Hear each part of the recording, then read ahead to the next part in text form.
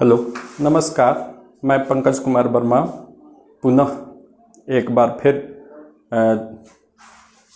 दी Bihar teacher history maker group के अंतर्गत मेरा मोबाइल मेरी शिक्षा के तहत जो प्रथम अध्याय हम लोग ज्योग्राफी के चैप्टर 1 का पढ़ा था, समझा था, उसके क्वेश्चन से संबंधित जो भी ऑब्जेक्टिव क्वेश्चन है और उसके अन्य सारे प्रश्नों को हल लेकर मैं इस कक्षा में आया हूँ। इसमें ज्योग्राफी क्लास 9 चैप्टर 1 के ऑब्जेक्टिव क्वेश्चन के आंसर हैं। यहाँ आंसर क्वेश्चन है, क्षेत्रफल की दृष्टि से भारत का विश्व में कौन सा स्थान है। क्षेत्रफल की दृष्टि से भारत का विश्व में कौन सा स्थान है। उत्तर है 7वां। भारत की अक्षांशीय और देशांतरीय विस्तार में लगभग कितने डिग्री का अंतर है, तो 30 डिग्री का। हम लोग पूर्व में भी इसको देख चुके हैं। भारत की मानक मध्याह्न रेखा का मान कितना डिग्री है, तो भारत की मानक मध्याह्न रेखा का मान 82.5 डिग्री है, जो कि इलाहाबाद के नैनी से होकर गुजरती है, जो मिर्जापुर जिले के अंतर्गत आता है। भारत की स्थलीय सीमा रेखा और तटीय सीमा रेखा में तटीय सीमा रेखा से कितनी बड़ी है, तो दुगुनी है। भारत की स्थलीय सीमा की लंबाई 15,200 किलोमीटर है और भारत की तटीय सीमा रेखा की कुल लंबाई 7516.6 किलोमीटर है। भारत एवं चीन के बीच कौन सी सीमा रेखा या भारत एवं चीन के बीच सीमा रेखा का नाम क्या है। उत्तर है मैकमोहन रेखा। मैकमोहन महोदय के द्वारा इसका निर्धारण किया गया था, जिसके कारण इसे मैकमोहन रेखा के नाम से जानते हैं। ये आपका ऑब्जेक्टिव क्वेश्चन है। एक का 4 ऑप्शन था, सिर्फ एक ऑप्शन को ही हम जो सही है उसको लिखे हैं। फिर रिक्त स्थानों की पूर्ति करो वाला प्रश्न है। रिक्त स्थानों की पूर्ति करो में जो आपका भरने वाला है पहला, उसमें भारत का क्षेत्रफल को भरना है और फिर उस क्षेत्रफल का कितना प्रतिशत है विश्व के क्षेत्रफल का। भारत का क्षेत्रफल विश्व के क्षेत्रफल का कितना है, तो 32,87,263 वर्ग किलोमीटर क्षेत्रफल है और विश्व के क्षेत्रफल का 2.4% है। भारत की मुख्य भूमि का जो भरने वाला पोर्शन है वो 8 डिग्री 4 मिनट उत्तर से लेकर 37 डिग्री 6 मिनट उत्तर तक है और 68 डिग्री 7 मिनट पूरब से लेकर 97 डिग्री 25 मिनट पूरब तक है। क्योंकि बिहार बोर्ड के अंतर्गत बीटीसी के बुक का ही हम लोग अध्ययन करते हैं और ये सारे प्रश्न बीटीसी के बुक के ही हैं, जो प्रश्न आपको अपने किताब में मिल जाएंगे और सिर्फ उसका भरने वाला पोर्शन जो अध्ययन करना है उसको हम यहाँ लिए हैं कि भारत में राज्यों की संख्या कितनी है और केंद्र शासित प्रदेशों की संख्या कितनी है। तो भारत में राज्यों की संख्या 29 है और केंद्र शासित प्रदेशों की संख्या 9 हो गई है। मन्नार की खाड़ी एवं पाक जल डमरू मध्य, इसमें है कि श्रीलंका भारत से अलग होता है, तो मन्नार की खाड़ी में और पाक जल संधि कहिए या पाक जल डमरू मध्य के द्वारा श्रीलंका भारत से अलग होता है। बिहार का बिहार कोसी को बिहार का क्या कहते हैं, तो शोक कहते हैं और इसका उद्गम कहाँ है से है, तो सप्त कौशिक पर्वत या सप्त सिंधु जो पर्वत है वहां से इसका उद्गम होता है। तो ये सारे क्वेश्चन हुए, इसको नोट करने के लिए आप स्क्रीनशॉट ले सकते हैं। अब कारण बताओ के अंतर्गत 4 प्रश्न है और लघु उत्तरीय 5 प्रश्न है, दीर्घ उत्तरीय 1 प्रश्न है। अब एक एक करके हम इस पे चर्चा करते हैं। कारण बताओ पहला प्रश्न है, भारत का अक्षांशीय और देशांतरीय विस्तार लगभग समान है, किंतु भूमि पर दोनों की वास्तविक दूरी समान नहीं है, क्यों? चूंकि हम लोग जब अध्ययन कर रहे थे उसमें भारत के नक्शे पर और ग्लोब पे दोनों पर इसको दिखाने का प्रयास किया गया था।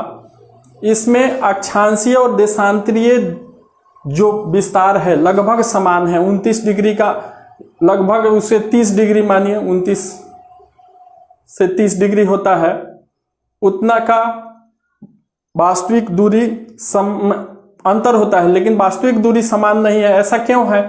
क्यों कि अक्षांशीय विस्तार जो है वो समानांतर है और हर जगह वो समान ही डिस्टेंस शो करता है, जबकि देशांतरीय विस्तार में वो ध्रुवों की ओर जाने पर वो थोड़ा सिकुड़ते जाता है, जिससे ध्रुवों की ओर उसकी दूरी कम हो जाती है और इससे समान होने के बावजूद भी अक्षांशीय और देशांतरीय वास्तविक दूरी समान नहीं है। भारत के अरुणाचल प्रदेश के दूसरा प्रश्न है, भारत के अरुणाचल प्रदेश के निवासी सौराष्ट्र के निवासी की तुलना में सूर्योदय होने से 2 घंटा पहले ही उठ जाते हैं, क्यों? ऐसा इसलिए कि जो अरुणाचल प्रदेश है वो 97 डिग्री 7 मिनट पूर्वी भाग में पड़ता है और सौराष्ट्र 68 डिग्री 7 मिनट पर पड़ता है। तो अरुणाचल प्रदेश में सूर्योदय पहले हो जाता है और यहाँ 30 डिग्री का जो अंतर है वह 2 घंटे का हो जाता है, तो वहाँ 2 घंटे बाद लोग जगते हैं, अपने काम में जाते हैं, जबकि अरुणाचल प्रदेश के लोग पहले जग के अपने काम में लग जाते हैं। भारत के जम्मू कश्मीर राज्य में जाड़े की ऋतु में जहां लोग गर्म कपड़े में लिपटे रहते हैं, वहीं दक्षिणी राज्य केरल के निवासी खुले बदन एवं लुंगी में रहते हैं, क्यों? ऐसा इसलिए है कि चूंकि जम्मू कश्मीर इक्वेटर से काफी दूर हो जाता है और वहां तिरछी सूरज की किरणें पड़ती है, इसलिए वहां ठंडी का अनुभव होता है, जबकि केरल राज्य इक्वेटर मीन्स भूमध्य रेखा के निकट है, जहां पर सूरज की गर्मी शीत ऋतु में भी वैसे ही पड़ती है, जिससे वहां के निवासी गर्मी का अनुभव करते हैं और वे लोग लुंगी गंजी में रहते हैं, जबकि जम्मू कश्मीर में सूरज की किरणें तिरछी पड़ने के कारण दूर हो जाता है और यहाँ लंबवत पड़ता है, तो यहाँ गर्मी अनुभव होता है, वहां पर जाड़े का अनुभव होता है, इसलिए वे लोग गर्म कपड़ों में रहते हैं। ये आंसर आप लिख सकते हैं अच्छा से। फिर चौथा प्रश्न है, भारत की तटीय सीमा रेखा काफी लंबी है, क्यों? क्योंकि भारत का जो निचला पोर्शन है प्रायद्वीपीय भारत, जो 3 ओर से समुद्र से घिरा हुआ है, हिंद महासागर का 2 पार्ट हो जाता है, एक अरब सागर और दूसरा बंगाल की खाड़ी। इस तरह हम देखते हैं कि निचला पेंसुला के आकार का एक भाग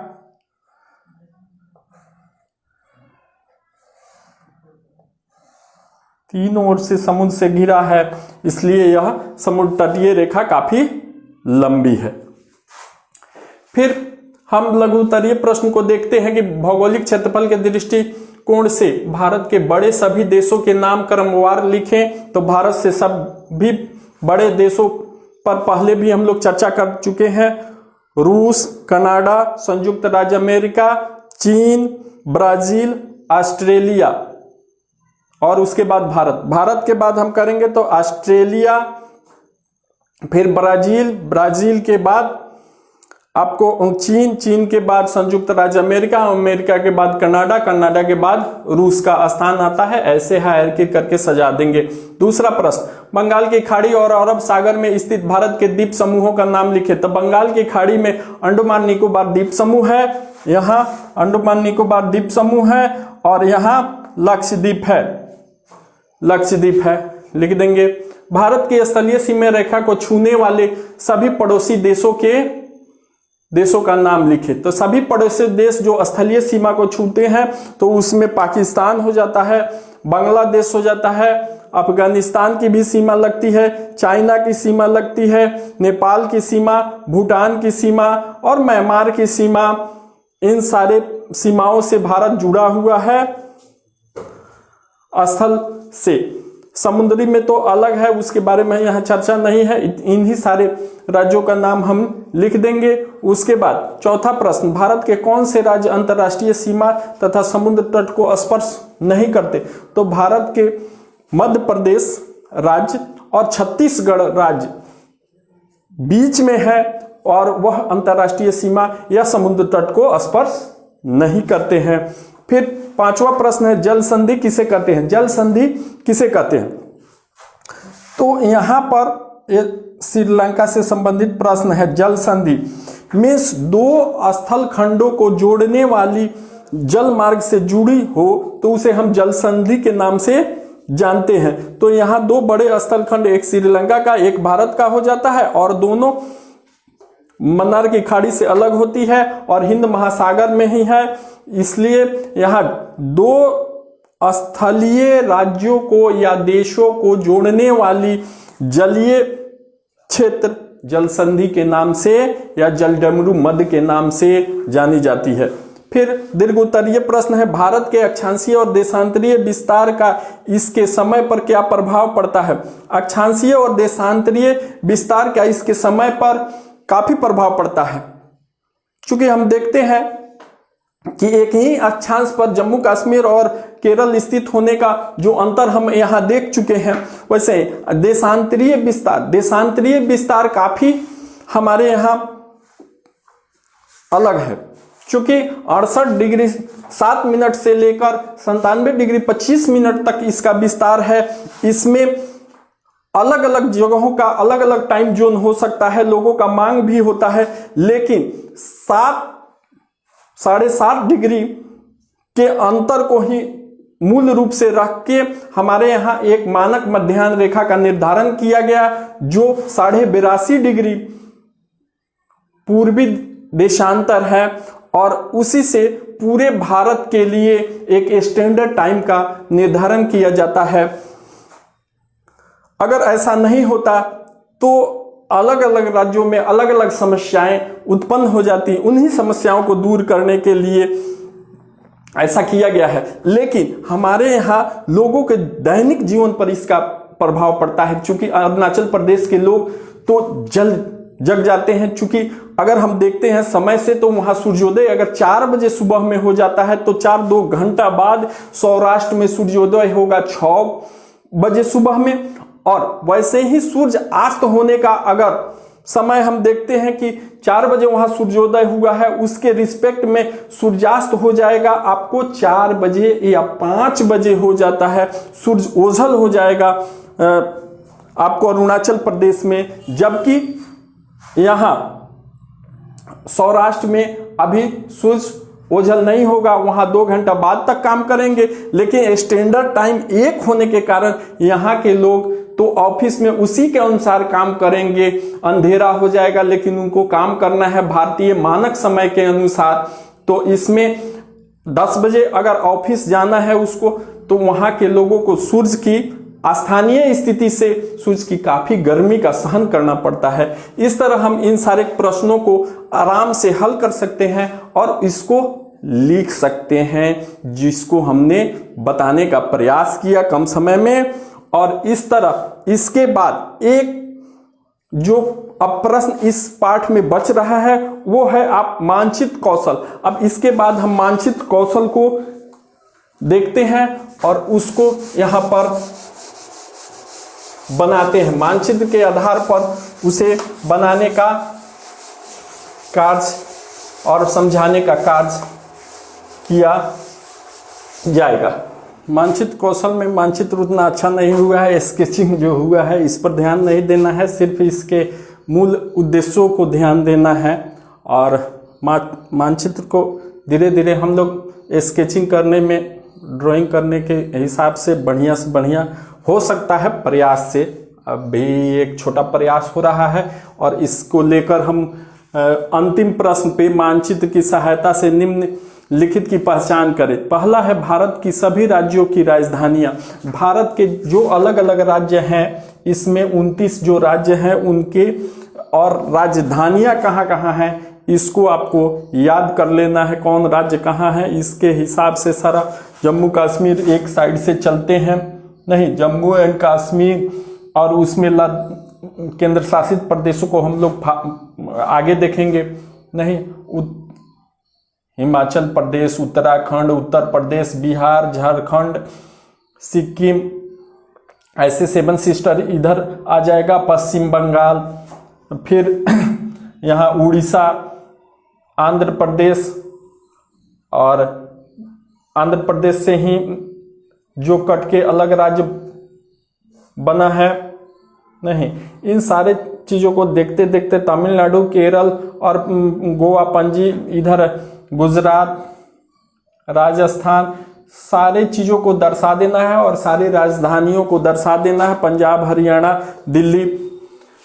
फिर केंद्र शासित प्रदेशों की राजधानियां, वैसे ही केंद्र शासित प्रदेशों की राजधानियों को भी बता देंगे हम। अंडमान निकोबार द्वीप समूह, लक्षद्वीप यहाँ है, चंडीगढ़ नहीं, अब लेह, फिर जम्मू कश्मीर, ये सब अलग अलग हो गया है, इसके हिसाब से उसको भी हम देख लेंगे।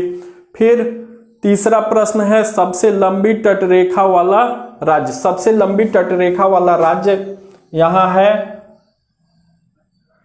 आपको गुजरात, ठीक है। उसके बाद भारत के मुख्य भूमि का भारत का दक्षिणतम बिंदु, तो भारत का दक्षिणतम बिंदु यहां पर है 6 डिग्री 4 मिनट पे स्थित है, इंदिरा पॉइंट। इंदिरा पॉइंट याद रखेंगे, इंदिरा पॉइंट भारत का दक्षिणतम बिंदु है जो 6 डिग्री 4 मिनट पे स्थित है। उसके बाद कर रहा है भारत के मुख्य भूमि का दक्षिणतम शीर्ष बिंदु। मुख्य भूमि का दक्षिणतम शीर्ष बिंदु यहां है कन्याकुमारी, कन्याकुमारी। उसके बाद है भारत और श्रीलंका को अलग करने वाली जल संधि। इस पर पहले भी हम लोग चर्चा कर चुके हैं। भारत और श्रीलंका को अलग करने वाली जल संधि पाक जल संधि है, या पाक जल मरुमध्य कहेंगे, जो मन्नार की खाड़ी के द्वारा अलग होती है, वहां है। फिर भारतीय उपमहाद्वीप किन देशों से मिलकर बनता है? भारतीय उपमहाद्वीप भारत, पाकिस्तान, बांग्लादेश और अफगानिस्तान, इन सब से मिलकर बनता है। सार्क सदस्यों को चिन्हित करें, तो सार्क के सदस्य देश पहले भी हम लोग चर्चा में देखे हैं। यहाँ नेपाल है, यहाँ पाकिस्तान है, यहाँ बांग्लादेश है, इधर मालदीव है, फिर भूटान है यहाँ। अब अफगानिस्तान हो गया, तो यहाँ अफगानिस्तान हो गया, फिर चीन। इस तरह हम सारे, श्रीलंका है यहाँ, सारे सार्क के सदस्य देशों का चिन्हित करके उसको अच्छे से दर्शा देंगे। और इस तरह